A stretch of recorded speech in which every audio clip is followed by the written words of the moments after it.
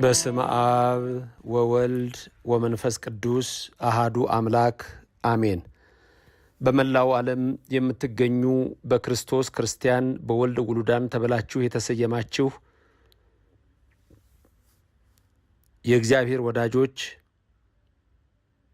የቅድስተ ቅዱሳን የድንግል ማርያም ልጆች አዕይንተ እግዚአብሔር አበው ካህናት አሃው ዲያቆናት የቤተ ክርስቲያን ጌጦቿ ምእመናን አባቶች፣ እናቶች፣ ወንድሞች፣ እህቶች እግዚአብሔር አምላክ የሚወዳችሁ ሕፃናት ጭምር የአብ ጸጋ ይደርብን፣ የወልድ ቸርነት አይለየን፣ የመንፈስ ቅዱስ ኅብረት አንድነት ከሁላችን ጋር ይሁን። እንደምን አላችሁ? ሰማይን ያለ ምሰሶ ከነግሱ የዘረጋው ስሙ የተመሰገነ ይሁን። ምድርንም በውኃ ላይ ያለ ካስማ ያጸናው ስሙ የተመሰገነ ይሁን። ደመናን ያለ ድምፅ የሚመራው ስሙ የተመሰገነ ይሁን። አየርን ሳይታይ የሚያስጉዘው ስሙ የተመሰገነ ይሁን። ዛሬ ረድኤተ እግዚአብሔርን አጋዥ በማድረግ የምንመለከተው የእግዚአብሔር መላእክት እጆቻችሁን እንደሚይዟችሁ ከመከራም እንደሚያወጧችሁ ይህን ታውቁ ዘንድ ነው። ይህንን ትምህርት የምንማርበት በጌታችንና በአምላካችን በመድኃኒታችን በኢየሱስ ክርስቶስ ወንጌል ተጽፎ እንደምናገኘው የጌታችንና የአምላካችን የመድኃኒታችን ኢየሱስ ክርስቶስ ፈተና ለእኔና ለእናንተ ሲል ያለውን በምንመለከትበት በዚህ ትምህርት ውስጥ ይልቁንም ደግሞ ፈታኙ ዲያብሎስ ወደ እሱ ቀርቦ በሚፈትነው ጊዜ በሁለተኛው ፈተና ላይ ዲያብሎስ ጌታችንና አምላካችን መድኃኒታችን ኢየሱስ ክርስቶስን ወደ ታች ራስን ወርውር ብሎ የፈተነውን ፈተና በተመለከተ ሲሆን ይህንንም ጥቅስ ጠቅሶ ከልበ አምላክ ዳዊት መጽሐፍ አምጥቶ ፈታኙ ዲያብሎስ እንደጠቀሰና በዚህ ውስጥ ግን እኛ ደግሞ የምናየው የሰይጣንን ፈተናውን ብቻ ሳይሆን ለካ መላእክት እጆቻችንን ያነሱናል የሚለውን ይህ እንዲገባን ነው። የማቴዎስ ወንጌል ምዕራፍ 4 ቁጥር 6 መላእክቱን ስላንተ ያዝልሃል፣ እግርህንም በድንጋይ ከቶ እንዳትሰናከል በእጃቸው ያነሱሃል ተብሎ ተጽፏልና ይላል። እንግዲህ ዛሬ የምንነጋገረው እዚህ ላይ ነው። ልክ ነው፣ ተጽፏል። ዲያብሎስ ጽሑፍ ጠቅሶ ለምን እንዳመጣ ከላይ የሰው ልጅ የሚኖረው በእንጀራ ብቻ አይደለም ከእግዚአብሔር አፍ በሚወጣ ቃል ጭምር እንጂ የሚለውን ተጽፏል ስላለው ጌታችን እሱም በትርጓሜያችን ምን ይላል? እሱም እንዳቅሙ ያንጎዳጉዳል ይላል እና ጥቅስ ስለጠቀሰበት ክብር ይግባውና መድኃኒታችን ኢየሱስ ክርስቶስ ጥቅስ ጠቅሶ መጣ። በትላንት ትምህርታችን እንዳየነው እንዳቅማችሁ ነው ሊፈተናችሁ የሚመጣው ዲያብሎስ። ጥቅስ ስለጠቀሰ ጥቅስ ያውቃል እንዲህ ብሎ እሱም ጥቅስ እየጠቀሰ መጣ። ስለዚህ ተብሎ ተጽፏል ያለው ጌታችን አምላካችን መድኃኒታችን ኢየሱስ ክርስቶስ በዘዳግም ላይ የተጻፈውን ቃል ጠቅሶ ሲሆን፣ ስለዚህ ሁለተኛው ፈተና ላይ መላእክቱን ስላንተ ያዝልሃል፣ እግርንም በድንጋይ ከቶ እንዳትሰናከል በእጃቸው ያነሱሃል። መላእክቱን ስላንቺ ያዝልሻል፣ እግርሽ በድንጋይ ከቶ እንዳይሰናከል በእጆቻቸው ያነሱሻል። በሁሉም መንገድ ስናየው በወንዱም በሴቱም ይህንን መዝሙር 90 ቁጥር 11 ላይ እና 12 ላይ የተጻፈውን ጥቅስ ነው የጠቀሰው ሴጣን። ሴጣን ጥቅስ ይጠቅሳል ወይ? ተምረናል፣ ጨርሰናል። አዎ ይጠቅሳል። የሚጠቅሰው ግን ለምንድን ነው? ለፈተና ነው። ቃሉ ግን እርሱን የሚያቃጥለው እየሆነ ሳለ እንኳን ይጠቅሰዋል፣ እያነደደው ይጠቅሰዋል። ለመጣል የማያደርገው ጥረት የለም። ዲያብሎስ እስከ መጨረሻው ድረስ የሚሄድ ርኩስ መንፈስ ፈታኝ ነው። ስለዚህ የክብር ይግባውና በልብ መታሰቡ በቃል መነገሩ ከፍ ከፍ ይበልና ጌታችን አምላካችን መድኃኒታችን ኢየሱስ ክርስቶስ በዳዊት ላይ አድሮ በመዝሙር 90 ቁጥር 11 እና ቁጥር 12 ላይ ያጻፈው ይህ ቃል ነው። እራሱ ነው ጌታ ያጻፈው። ዲያብሎስ ግን ማን እንደሚፈተን አላወቀም። የእግዚአብሔር ልጅ ከሆነ እያለ እነዚህን ፈተናዎች ያመጣል። እንግዲህ እንደነገርኳችሁ ዛሬ አምላካችን እግዚአብሔር ስሙ የተመሰገነ ይሁንና ይሄ ቃል የሚነግረን ምንድነው? መላእክት፣ ቅዱሳን መላእክት እኛን በመከራ ጊዜ እጃችንን እንደሚይዙን ማወቅ አለባችሁ። የመላእክትን ጥቅም መረዳት አለባችሁ። እሱን ነው የምናየው ዛሬ። የነቢያትን፣ የሐዋርያትን፣ የሊቃውንትን ጉባኤ የባረከ ምስጢር የገለጸ እግዚአብሔር የኔና የናንተንም ይግለጽልን።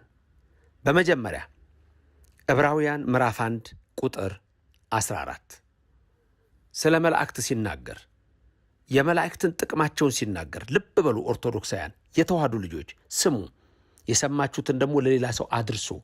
ሼር ላይክ አድርጋችሁ ስታደርሱት እግዚአብሔር ቃሉን አድርሳችኋልና ሁሌም እንደምመርቃችሁ ደግሞ የእናንተን ልመና መላእክት በልዑል መንበር ፊት ያደርሱላችሁ። ታዲያ ዕብራውያን ምዕራፍ 1 ቁጥር 14 ላይ ምን ይላል? ሁሉ መዳንን ይወርሱ ዘንድ፣ ሁሉም እኮ ነው የሚድኑት። ጌታ የሚፈልገው ሁሉ እንዲድን፣ ሁሉ መዳንን ይወርሱ ዘንድ ስላላቸው ለማገዝ የሚላኩ የሚያገለግሉም መናፍስት አይደሉምን? ልብ በሉ እስቲ ሁላችሁም ከኔ ተከተላችሁ ለመናገር ሞክሩ። ሁሉ መዳንን ይወርሱ ዘንድ ስላላቸው ለማገዝ የሚላኩ የሚያገለግሉም መናፍስት አይደሉምን? አሁን ከዚህ ቃል የምናየው ምንድነው? ዕብራውያን ምዕራፍ 1 ቁጥር 14 ነው። የቅዱስ ጳውሎስ በረከቱ ይደርባችሁ። ሁሉ መዳንን ይወርሱ ዘንድ ስላላቸው፣ እኔና እናንተ ሁልጊዜ ለመዳን የዘላለም ሕይወት ለማግኘት ለምንሻው ለእኛ ሁሉ ለማገዝ የሚላኩ ናቸው። መላእክት መናፍስት ናቸው፣ ስጋና አጥንት የላቸውም እያለ ይሄንን ይነግረናል። ስለዚህ መላእክት እንደሚረዱን እንደሚያግዙን ሰይጣን እንኳ ያውቃል። ለዚህ እኮ ነው መላእክቱን ስላንተ ያዛል፣ እግርህን ከዚህ ወደ ታች ወርውር፣ እግርህ እንዳይሰበር ያድኑሃል እያለ የሚፈትነው። ለምንድን ነው? መላእክት ስለሚያድኑ ነው።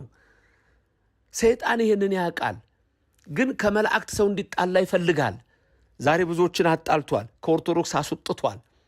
በእምነት ያጽናችሁ፣ በተዋህዶ እምነታችሁ አበርትቶ ያኑራችሁ። ክርስቲያኖች የድንግል ምልጃ ከክፉ ነገር ይሰውራችሁ።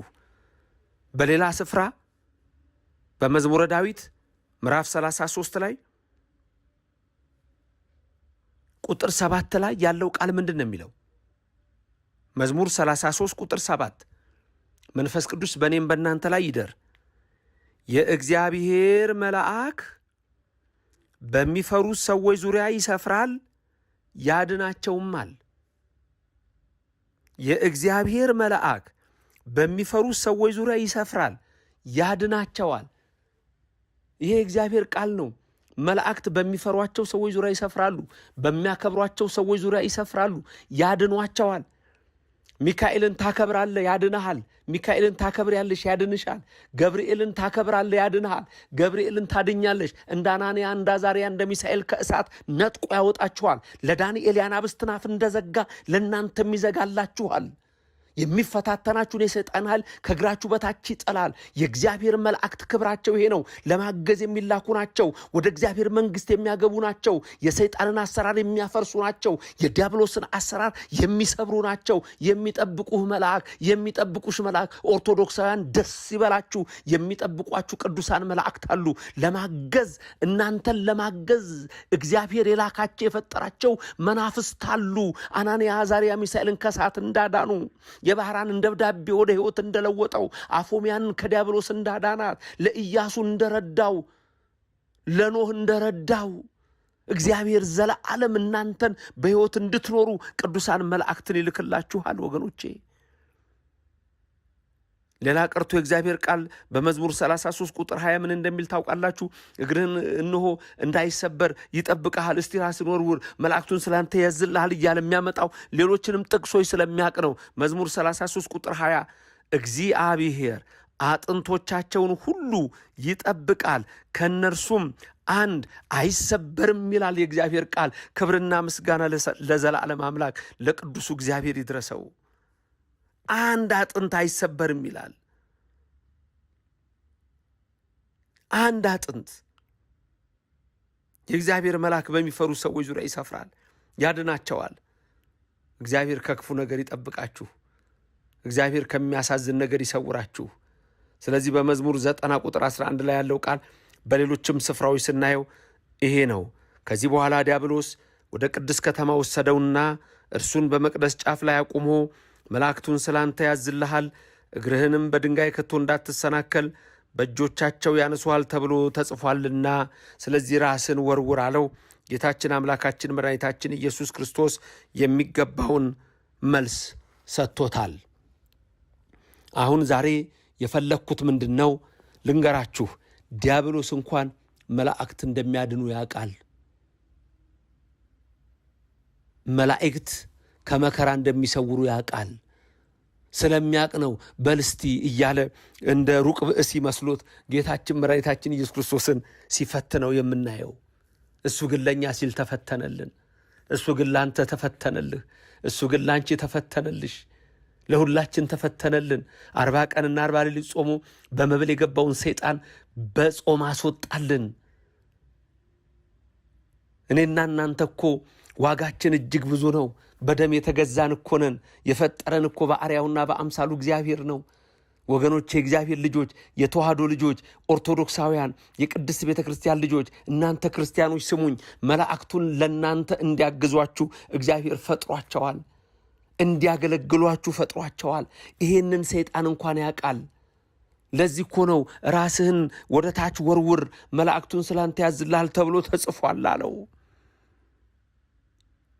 ይሄንን ነው ዛሬ ብዙዎችም መረዳት ያቃታቸው፣ ከሃዲያን መረዳት ያቃታቸው፣ የእግዚአብሔር መላእክት እንደሚያድኑ ያልገባቸው የሚያፌዙና የሚቀልዱ ሰዎች ዛሬም ድረስ እኮ አሉ። ወገኖቼ፣ ሰዶምና ገሞራ በእሳት ስትቃጠል ሎጥን እጁን ይዘው ያወጡት እኮ ሚካኤልና ገብርኤል ነበሩ። ኦሪት ዘፍጥረት ምዕራፍ 19ን በምትመለከቱበት ጊዜ እኮ ሁሉ ነገር ትመለከቱታላችሁ። በመሸ ጊዜ ሁለቱ መላእክት ወደ ሰዶም ከተማ ገቡ። የሰዶም ከተማ ኃጢአቷ ስለበዛ፣ ርኩሰቷ ስለበዛ የዛን ጊዜ እግዚአብሔር እነሆ ከዛ የሚወጡትን ሊያድን በወደደ ጊዜ ሎጥና ልጆቹ ብቻ ናቸው የዳኑት።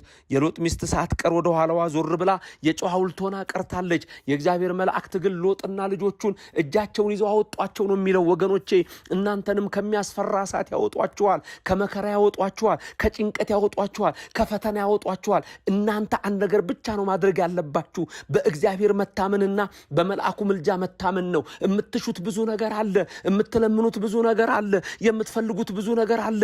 የእግዚአብሔር መልአክ ይላክላችኋል፣ የጎደለውን ይሞላላችኋል፣ የጠመመውን ያቃናላችኋል። እሳት ቢነድባችሁ ከእሳት ያወጣችኋል። ረሃብ ቢሆን እነሆ እግዚአብሔር በረከቱን ለዛች ለአጋር በምድረ በዳ መልአኩ ወርዶ ከአለት ከአሸዋው ውሃ እንዳፈለቀላት፣ ያውም ኃጢአተኛ ሆና ያውም በደለኛ ሆና ውሃ አፍልቆላታል ለሷና ለልጇ። እናንተን አይተዋችሁም ሚካኤል፣ እናንተን አይተዋችሁም ገብርኤል። እነሆ እግዚአብሔር መላእክቱን ስለናንተ ያዛቸዋል፣ እግሮቻችሁ እንዳይሰናከሉ ያድኗቸዋል። ሎጥና ልጆቹን እጆቻቸውን ይዘው አወጧቸው ነው የሚለው። ሌላ ቀርቶ በሕይወት ብቻ ካለ መከራ አይደለም ከሲኦል እሳት የምንወጣው። ዳንኤል ነቢዩ እንደተናገረው በምዕራፍ 12 ላይ ከቁጥር 1 ጀምሮ በመጨረሻው ዘመን ስለሚሆነው ክስተት በትንሣኤ ዘጉባኤ ሙታን ሁሉ በሁለት ክፍል ተከፍለው ሲነሱ እነሆ ግማሾቹ በቀኝ ለመቆም ለዘላለም ሕይወት ለዘላለም እረፍት ሲነሱ፣ በግራ በኩል ያሉት ግን ለዘላለም ጉስቁልናና እፍረት ይነሳሉ ይላል። የዛን ጊዜ የተጻፈው ምን ይላል? መልአኩ ሊቀ መላእክት ቅዱስ ሚካኤል እጆቻቸውን ይዞ ያነሳቸዋል ይላል። እናንተ ኦርቶዶክሳውያን የታደላችሁ ናችሁ። በሕይወተ ሥጋ ሳላችሁ፣ በዚህ ምድር ሳላችሁ ከሚመጣ መከራ ትሰወራላችሁ። እንደ ዳንኤል በአናብስት ጉድጓድ ሰዎች ቢጥሏችሁ፣ በጨለማ ውስጥ ቢጥሏችሁ፣ የዛን ጊዜ ገብርኤል መልአክ ይወርዳል። የአናብስቱን አፍ እንደዘጋ ዳንኤል እንደመሰከረ ዛሬ እናንተንም እንዲሁ ሊያድናችሁ የሚነሱባችሁን ጠላቶች አፍ ሊዘጋ የሚነሳባችሁን የጠላት ክንድ ሊሰብርላችሁ የሚመጣባችሁን የዲያብሎስ ፈተና ድል ሊመታላችሁ እግዚአብሔር መልአኩን ወደ እናንተ ይልክላችኋል። ኢያሱን ምንድን ያለው ሊቀ መላእክት ቅዱስ ሚካኤል? እነሆ አንተን የሚፈታተኑህን ሁሉ የሚቃወሙን ሁሉ እቃወማለሁ ነው እኮ ያለው። መጥቶ ቆመ እኮ ከማወገን ነው ሲለው፣ እኔ የእግዚአብሔር የሰራዊት አለቃ ሆኜ አሁን መጥቻለሁ ሲለው በእግሩ ስር ተደፍቶ ሰገደለት። መልአኩ ሚካኤልም ዘላለም ሲረዳው ነበረ። ሙሴን እንደረዳው አንተንም እረዳለሁ አለ። እናንተንም ይርዳችሁ፣ ከመከራ ያውጣችሁ። ከሚያስፈራ ነገር ይሰውራችሁ፣ ከሚያሳዝን ነገር ያድናችሁ። የተባረካችሁ ክርስቲያኖች፣ የተወደዳችሁ ኦርቶዶክሳውያን አያችሁት ክብራችሁን? መላእክት እንደሚያግዟችሁ አያችሁ? ይህንን ሰይጣን ያውቃል፣ ይፈር እንጂ ያግዟችኋል። ዛሬ የሰይጣን ልጆች ከመላእክት ተጣልተዋል፣ ከቅዱሳን ተጣልተዋል። እናንተ ግን ከቅዱሳን ጋር ናችሁ። እናንተ እኮ ባላገሮች ናችሁ አለ ቅዱስ ጳውሎስ በኤፌሶን ምዕራፍ 2 ቁጥር 20 ላይ። አገር እኮ አላችሁ፣ ከነቢያትና ከሐዋርያት ጋር አገር አላችሁ አላችሁ። እናንተ እኮ የሚካኤል ወዳጅ ናችሁ፣ እናንተ የገብርኤል ወዳጅ ናችሁ። ሚካኤልና ገብርኤል እግዚአብሔር ናቸዋ። መላእክቱን የሚልከው እሱ ነዋ። እግራችሁ በድንጋይ እንዳይሰናክል ያድኗችኋል፣ ይይዟችኋል የተባለው የእግዚአብሔር ቃል ነዋ። አይሰረዝ አይደለዝ። አቤት ከሃዲያን መናፍቃን ይህንን በረከት አጡት። አቤት ይህንን የእግዚአብሔር ጸጋ አጡት። እግዚአብሔርን አያውቁ፣ መላእክትን አያውቁ፣ ድንግል ማርያምን አያውቁ። የት ሊገቡ ነው? የት ሊሄዱ ነው? በትንሣኤ ዘጉባኤ እጆችን ይዘው ያነሱሃል፣ እግሮችን እንዳይሰናከሉ አለ እኮ። ተመልከቱ። ወደ አዘጋጀሁት ምድር ያገቡ ዘንድ አይደል ያለው ዘጸአት 23 ላይ። ወደ አዘጋጀሁት ምድር ያገቡ ዘንድ ያድኑ ዘንድ መላእክቱን እልካለሁ አለ እግዚአብሔር። የተባረካችሁ ኦርቶዶክሳውያን የሰማችሁትን በልባችሁ ይጻፍላችሁ፣ ለነገዋ ሰዓት ደግሞ እንዲያደርሰን የአምላካችን ቅዱስ ፍቃድ ይሁንልን። አምላካችን እግዚአብሔር ሆይ ምስጋና ለአንተ እናቀርብልሃለን። ሕይወትን የምትሰጥ አቤቱ፣ የትሑታንን ሰውነት የምትጎበኝ ልጆችህን ይህን ድምፅ የሚሰሙትን ሁሉ ጎብኛቸው። የተቸገረውን ሰውነት ቸል የማትል አምላክ ሆይ በዚህ ሰዓት የተቸገሩትን ወገኖችህን ልጆችን ሁሉ ተመልከታቸው። ከሀገራቸው የተሰደዱትን አቤቱ አንተ ተቀበላቸው። በመከራ ያሉትን አድናቸው። ለተራቡት አቤቱ አምላክ ሆይ አንተን የምታስብና አስብላቸው። ለተበደሉ ሁሉ የምትበቀልላቸው አንተነ አንተ የምእመናን ወዳጅ፣ አንተ የጻድቃን እነሆ ወዳጅ፣ ለሁሉ ኃይል የምትሆን የንጹሐን ማደሪያ አንተ ነህ። በእውነት የሚለምኑትን የምትሰማ፣ ባልቴቷን የምትሰውር፣ አባት እናት የሞቱበትን የምታድን፣ የሃይማኖት ክብር ምስጋና ማረፊያ ላደረካት ለቤተ ክርስቲያን ቅን መሪ የምትሰጥ አቤቱ አምላካችን እግዚአብሔር ሆይ በዚህ ሰዓት ይህን ድምፅ የሚሰሙትን ልጆችን ሁሉ ከመከራ ሥጋ ከመከራ ነፍስ ሰውራቸው። ሀብተ ሥጋ ሀብተ ነፍስን አድላቸው። ከሚያስጨንቅ ነገር ሁሉ ሰውራቸው። አቤቱ የሚለምኑትን ስማቸው። በመላእክት እጅ ደግፋቸው። ክርስቲያኖች የሚካኤል እጅ ይዛችኋል፣ የገብርኤል እጅ ይዛችኋል፣ የመላእክት እጅ ይዟችኋል፣ የኡራኤል እጅ ይዛችኋል፣ የሩፋኤል የኪሩቤል የሱራፌል እጆች ይዟችኋል። አልታደላችሁም? ታዲያ ይህን ጸጋችሁ ምን ትላላችሁ? ምን ይሰማችኋል? በዚህ ሰዓት ጻፉልኝ፣ የሚሰማችሁን ንገሩኝ። እኔ ደስ ይለኛል፣ ከሚካኤል ጋር ነኝ፣ ደስ ይለኛል፣ ከገብርኤል ጋር ነኝ፣ ደስ ይለኛል። ገብርኤል ደግሞ ምንድን ነው ያለው? የሉቃስ ወንጌል ምዕራፍ 1 ቁጥር 19 በእግዚአብሔር ፊት የምቆመው ገብርኤል ነኝ አላለም? በእግዚአብሔር ፊት የሚቆመው ሚካኤል አይደለም? በእግዚአብሔር ፊት የሚቆሙት መላእክት አይደሉም? እነሱ አሉ፣ እግዚአብሔር አለ። ያቺ አዛኝቱ እመቤታችንም ከሁላችን ጋር ናት። አሜን። አነሳስቶ ላስጀምረን አስጀምሮ ላስፈጸመን ክብር ምስጋና ይግባው። ሰይጣን ያውቃል፣ ግን ለዘላለም ይፈር። መላእክት አዎ ይረዱናል።